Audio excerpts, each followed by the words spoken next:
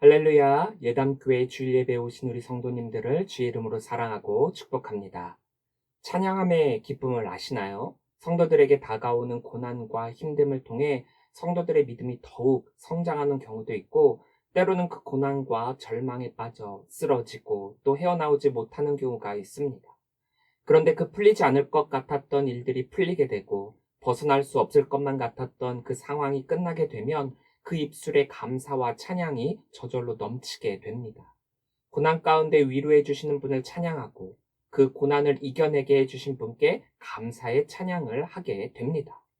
저도 힘든 일이 있을 때마다 찬양을 합니다. 특히나 지금의 나를 위로해 주는 가사가 있는 그 찬양을 주로 하게 됩니다. 얼마 전 한 찬양 사역자가 부른 주 사랑이 나를 숨쉬게 해 라는 찬양을 들으며 이전에 그 힘든 그때에 나를 위로해 주셨던 그 하나님의 은혜가 떠올랐습니다. 주님만이 내 아픔 아시며 주님만이 내 마음 어루만지네. 어느 누구도 나를 향하신 주님의 사랑을 끊을 수 없네. 주님만이 내 능력이시며 주님만이 나의 구원이시네. 어느 누구도 나를 향하신 주님의 사랑을 끊을 수 없네. 아무도 모르지만 주님만은 우리의 아픔을 아십니다. 힘들 때도 찬양, 기쁠 때도 찬양. 이 찬양은 성도가 힘을 얻고 살아갈 능력이 됩니다. 우리 모든 성도들도 매일의 삶 가운데 찬양함의 생활을 하시기를 바랍니다. 그 찬양이 여러분들의 힘이 될 것입니다. 오늘 본문의 형식은 크게 4단락으로 구성이 됩니다. 이야기를 하고 그것에 대해 찬양하고 또 이야기를 하고 그 이야기에 대해 찬양하고, 이렇게 이야기체 설명은 각각 찬양이 불린 배경을 설명을 하고 있고 또 그 찬양은 각각 이야기가 해설하는 상황을 해석하고 있습니다. 처음 찬양은 모세와 이스라엘 자손의 이름으로, 두 번째 찬양은 아론의 누이 선지자 미리암의 이름으로 불리고 있습니다. 오늘의 이 찬양은 단순한 승리의 찬양이 아닙니다. 일반 대중가요처럼 사람들의 이야기도 아닙니다. 사람들을 위한 노래도 아닙니다. 하나님께 드리는 찬양입니다. 모세와 이스라엘이 하나님께서 애굽을 무찌르신 것에 대해 경외함을 담아 올려드리는 찬양입니다. 1절입니다. 이때 모세와 이스라엘 자손이 이 노래로 여호와께 노래하니 일러스되 내가 여호와를 찬송하리니 그는 높고 영화로우심이요 말과 그 탄자를 바다에 던지셨음이로다. 홍해 사건을 통해서 이스라엘은 놀라운 하나님의 능력을 경험하게 됩니다. 앞에는 홍해가 그들을 가로막고 있고 뒤에는 무장한 애굽 군대가 쫓아오고 있으니 누가 보더라도 이제 이스라엘은 꼼짝없이 죽게 된 상황입니다. 그러나 하나님은 극적인 반전을 일으키시면서 이스라엘을 구원하고 계십니다. 지난주에 말씀드렸다시피 이 상황에서 이스라엘이 할 수 있는 것이라고는 아무것도 없었습니다. 모세의 선포대로 오로지 하나님의 능력을 구하고 그 능력을 바라볼 뿐입니다. 왜냐? 하나님께서 이스라엘을 위하여 대신 싸우실 것이기 때문입니다. 여호와께서 너희를 위하여 싸우시리니 너희는 가만히 있을지니라. 결과는 너무나도 놀라운 것이었죠. 1절의 찬양에서처럼 이스라엘의 거대한 두려움이었던 말과 그 탄자를 바다에 던지셨습니다. 애굽의 자랑이라고 할 수 있는 병거와 마병들이 꼼짝없이 바다에 뒤덮여서 몰살당하게 됩니다. 그들의 군사력에 대항할 수 있을 만한 것이 이스라엘에게는 단 하나도 없었습니다.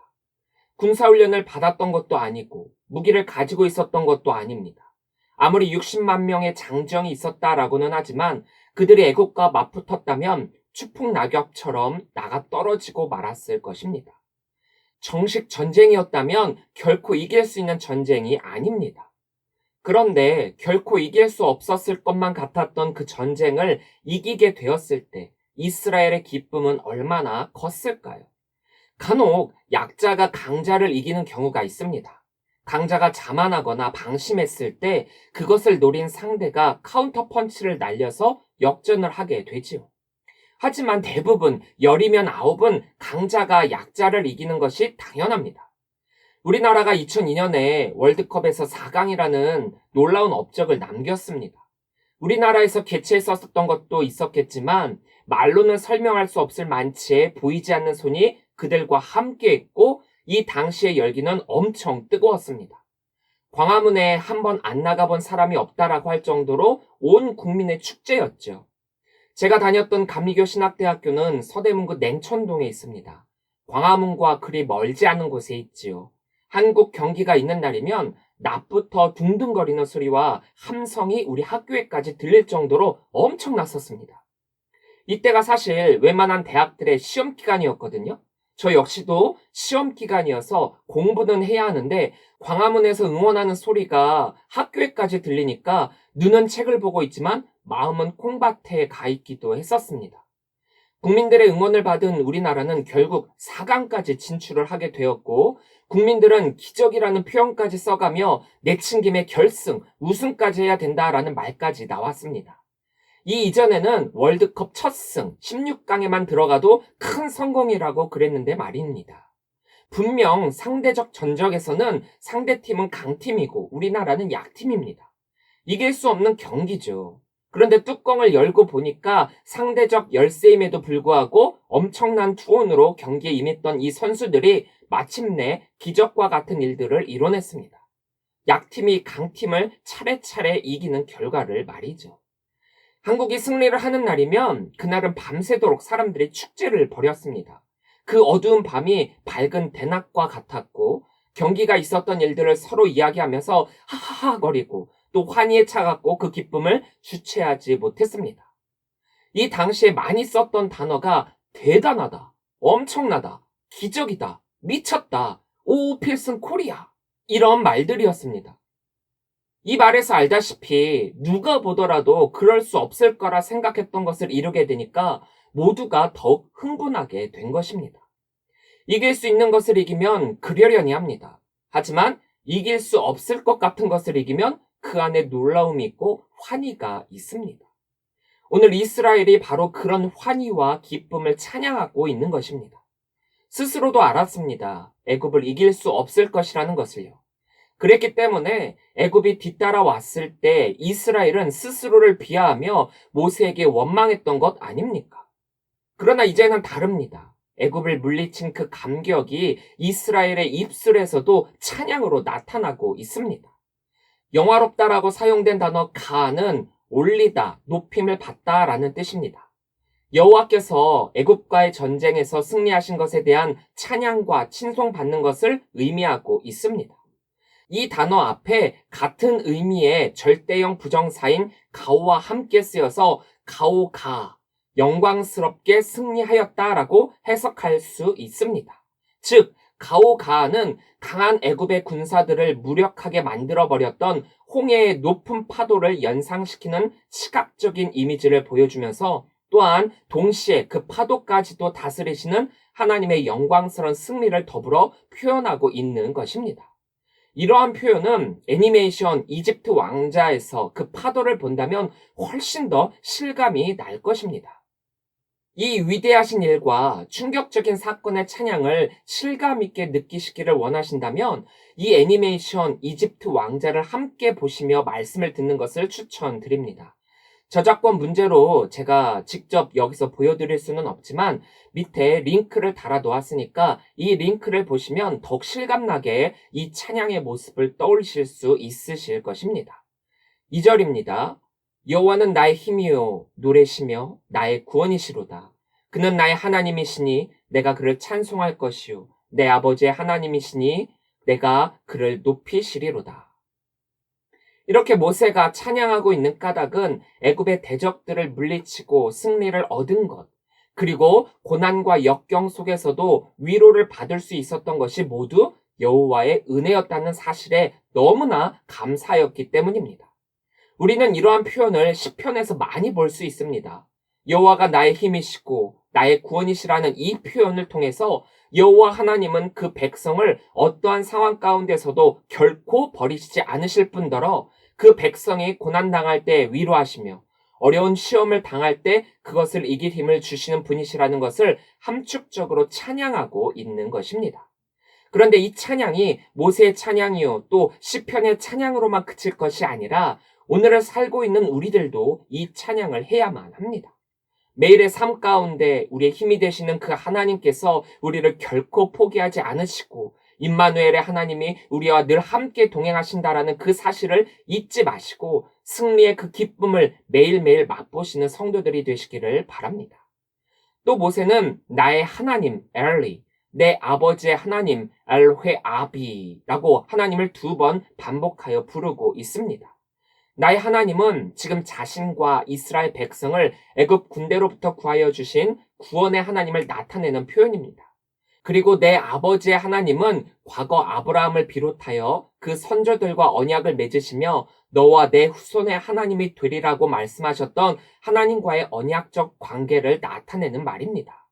이렇게 모세가 하나님을 부른 2가지의 호칭을 통해서 자신과 이스라엘 백성들이 이 홍해에서 건짐을 받은 것이 어느 날 갑자기 일어난 하나의 우연한 사건이 아니라 과거에 그들의 선조들과 맺으셨던 언약에 대한 하나님의 신실한 계획하심이라는 것을 밝히기 위함입니다. 하나님께서 모세를 처음 부르셨을 때부터 이 출애굽은 그 선조들과의 약속이라는 것을 강조하며 모세에게 소명을 주셨습니다. 모세는 이것을 한시도 잊지 않았던 것입니다. 그렇기 때문에 모세는 언약의 하나님께서 반드시 그들에게 주시리라 약속하신 약속의 땅에 대해서 단 한 번도 의심 없이 담대하게 이스라엘을 이끌며 출애굽을 할 수 있었던 것입니다. 3절입니다. 여호와는 용사시니 여호와는 그의 이름이시로다. 용사라고 표현된 단어 이쉬밀하마는 직역하면 전쟁의 남자, 곧 전사를 뜻합니다. 이것은 전쟁에 참여하는 한 용사라는 의미가 아니라 전쟁의 주관자라는 의미입니다.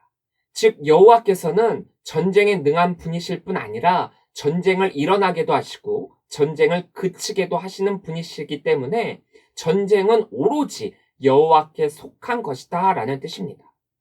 후에 이스라엘 백성들은 하나님이 직접 용사가 되어 전쟁의 주관자로서 모든 전쟁에 함께 참여하고 있다는 믿음을 가지고 가나안 땅을 정복해 나가게 됩니다. 4절부터 5절입니다. 그가 바로의 병거와 그의 군대를 바다에 던지시니 최고의 지휘관들이 홍해에 잠겼고 깊은 물이 그들을 덮으니 그들이 돌처럼 깊음 속에 가라앉았도다. 전쟁의 주관자, 전쟁에 능한 자, 이 말 한마디로 모든 것을 설명할 수 있지요. 애굽이 아무리 뛰어난 병거와 군대가 있다라고 하더라도 최고의 지휘관이 있다라고 하더라도 요즘 아이들이 말하는 말처럼 답, 정, 너, 즉 전쟁의 결과는 이미 결정되어 있다는 것입니다. 왜냐? 모든 전쟁은 하나님께 속한 것인데 하나님께서 주관하시는 전쟁에서 하나님이 이기시게 하는 것은 당연한 것 아니겠습니까? 우리가 이 점을 잊지 말아야 합니다. 9절입니다. 원수가 말하기를 내가 뒤쫓아 따라잡아 탈취물을 나누리라. 내가 그들로 말미암아 내 욕망을 채우리라. 내가 내 칼을 빼리니 내 손이 그들을 멸하리라 하였으나. 애굽은 장자를 잃은 엄청난 복수심으로 급하게 이스라엘을 뒤쫓고 있습니다. 이 문장은 그들의 심리 상태를 효과적으로 보여주기 위한 시적 표현입니다. 특히나 원어로 이 문장을 보면 처음 5단어가 모두 히브리어 알파벳의 첫 문장인 알렙으로 되어 있는데 이러한 단어 선택 역시 이스라엘 백성들을 내보내 주었던 사실에 대해 후회하며 빨리 그들을 따라잡으려는 애굽 군대의 다급한 마음을 잘 드러낸 운율적 표현입니다. 내 욕망이라고 사용된 단어 나푸시는 기본적으로 영혼, 목숨, 마음이란 뜻이지만 열망, 욕망, 탐욕이란 뜻도 가지고 있습니다. 그래서 이 말은 내 욕망이 그들로 인하여 채워질 것이다 라고 해석할 수 있습니다.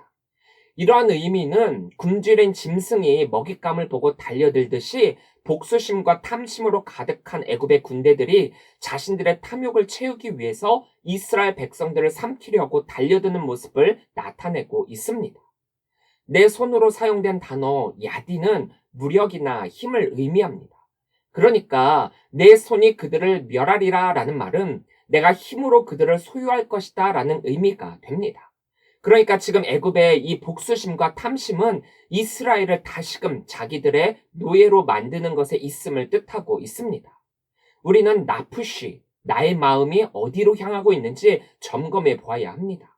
하나님의 사역을 한다고 하면서 거기에 나의 마음이 욕망과 탐욕으로 가득 차 있다라고 한다면 그것이 곧 하나님의 대적자가 되는 것입니다.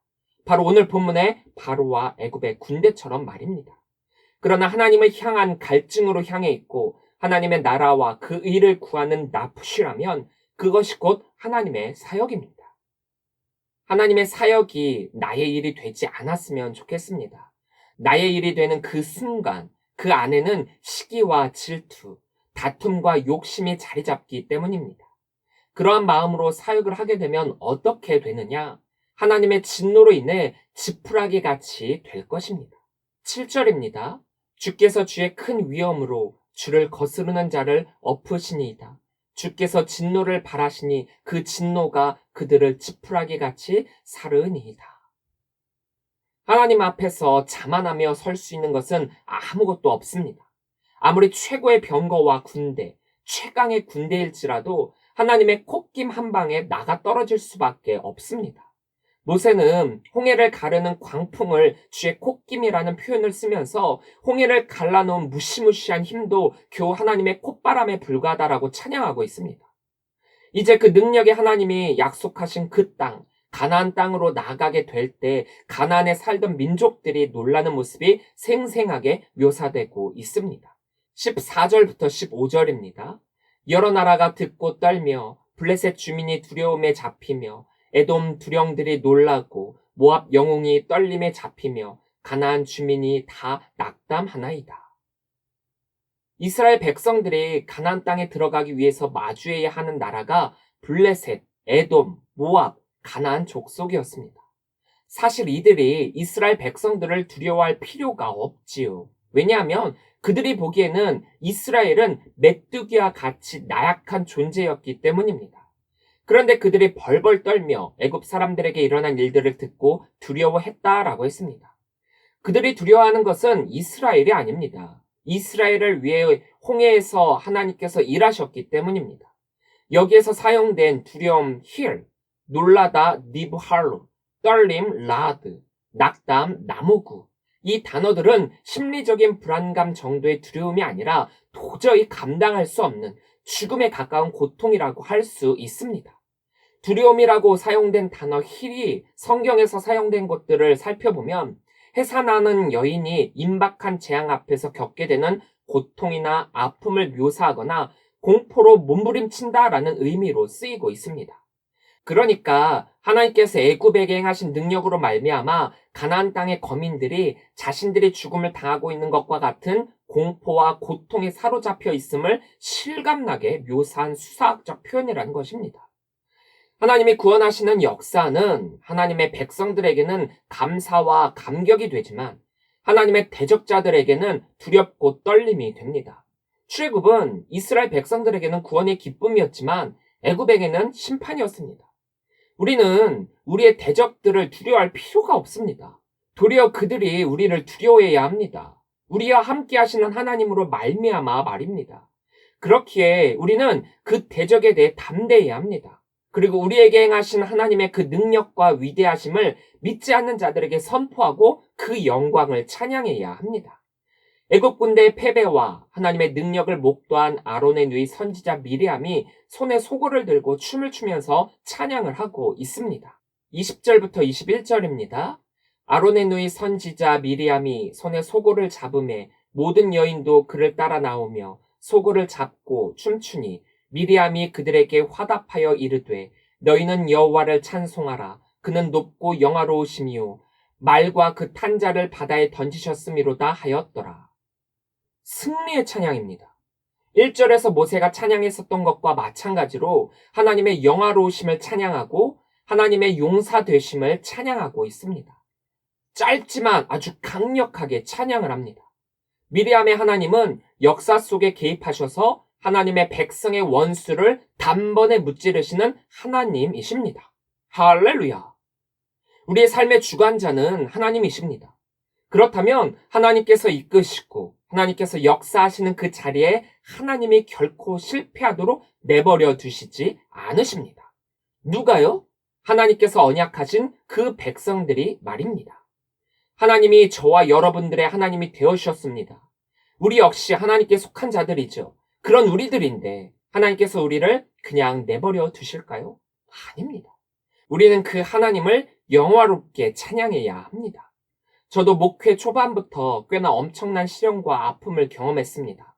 하나님을 기쁘시게 하기 위해 최선을 다했지만 경험도 부족했고 또 어렸던 저였기에 그 시련을 극복하기에는 참 힘들었습니다. 사실 제 힘으로 그것을 해결하려고 했었다라고 하면 할 수 있는 것은 아무것도 없었을 것입니다. 하나님께 매달리며 기도했죠. 무엇이 하나님을 위한 것이며 무엇이 하나님을 기쁘시게 하는 것인지를 알게 해달라고 기도했습니다. 그럼에도 하나님께서 뜻하신 바가 무엇인지 알 수는 없었지만 딱 하나 깨달아지는 것이 하나가 있었습니다. 그 영혼이 참 불쌍하다라는 점입니다. 제 코가 석자인데도 국률함을 저에게 주시더라고요. 이후에도 목회를 하면서 참 별의별 경험을 다 하게 되었습니다. 그리고 그런 저를 하나님께서 그냥 내버려 두시지 않으셨습니다. 오늘도 또한 그냥 내버려 두시지 않으심을 믿습니다. 우리는 우리 삶 가운데 경험하게 되는 많은 간증들이 있을 것입니다. 간증거리가 있다라는 것은 삶의 고난과 함께 은혜도 경험했다라는 것이지요. 그런데 은혜는 자랑거리가 아니라 감사거리입니다. 그래서 은혜에 대한 간증을 할 때 조심해야 하는 것 중에 하나가 거기에 나의 의의가 드러나서는 안 된다라는 것입니다. 내가 받은 은혜에 강조점을 두는 것이 아니라 그 은혜를 주신 하나님께 강조점을 두어야 합니다. 우리가 의롭기 때문에, 우리가 잘했기 때문에 은혜를 받은 것이 아니라 은혜를 받고 또 그 은혜를 믿었기 때문에 의롭게 된 것입니다. 이스라엘이 하나님을 잘 믿고 신앙생활을 잘했기 때문에 받은 은혜와 구원, 특별함이 아닙니다. 하나님의 은혜를 받은 누구나가 의로운 것이고 누구나가 특별해지는 것입니다. 그런데 이것이 자칫 잘못되면 신앙의 자만으로 빠질 수 있습니다. 내가 잘했기 때문에 받은 은혜요, 특별함이라고. 그래서 우리는 항상 겸손함으로 하나님을 찬양해야 합니다. 나의 삶 가운데 함께 하시는 하나님을 늘 찬양해야 합니다. 홍해에서 주신 하나님의 이 위대하신 승리는 이스라엘 백성들에게는 엄청난 사건이요, 능력이요, 은혜요, 구원입니다.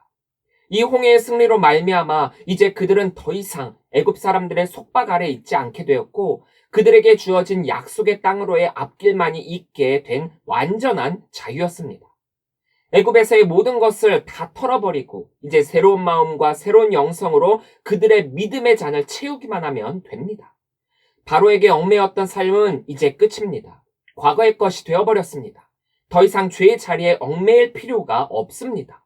더 이상 자신들을 죄의 자녀들로 남겨둘 필요가 없습니다. 더 이상 자신들을 죄의 노예로 전락시킬 필요가 없습니다. 새로운 시작입니다. 이제는 하나님의 임재와 그 은혜를 경험하며 살아가기만 하면 됩니다.